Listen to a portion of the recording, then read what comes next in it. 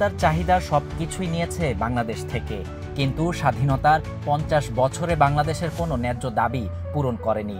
এর অন্যতম হচ্ছে তিস্তার ন্যায্য পানি বন্টন চুক্তি। 2012 সালে চুক্তির খসড়া চূড়ান্ত হলেও তা স্বাক্ষর হয়নি। দীর্ঘদিন ধরে আশ্বাসের মূলা ঝুলিয়ে রেখেছে ভারত।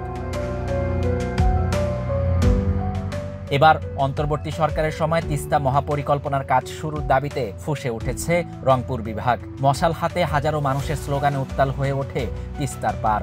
দাবি একটাই, তিস্তা নদী রক্ষায় মহাপরিকল্পনা বাস্তবায়ন। জাগো বাহে তিস্তা বাঁচাও আন্দোলনের অংশ হিসেবে 16 অক্টোবর সন্ধ্যায় তিস্তা নদীর 105 কিলোমিটার জুড়ে একযোগে মশাল প্রজ্বালন কর্মসূচি পালন করেন তিস্তা তীরবর্তী মানুষ।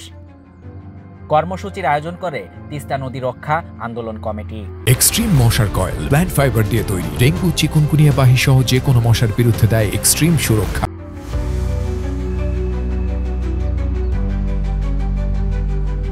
তিস্তা পারের মানুষের দাবি, যুগের পর যুগ তিস্তার করাল গ্রাসে বারবার তাদের ঘরবাড়ি, ফসলি জমি বিলীন হলেও স্থানীয় ভাঙ্গন রোধে কোনো ব্যবস্থা নেয়নি বিগত সরকারগুলো। অস্তিত্ব রক্ষায় তাই অন্তর্বর্তী সরকারের সময়ে তিস্তা মহাপরিকল্পনার কাজ শুরুর দাবি তাদের।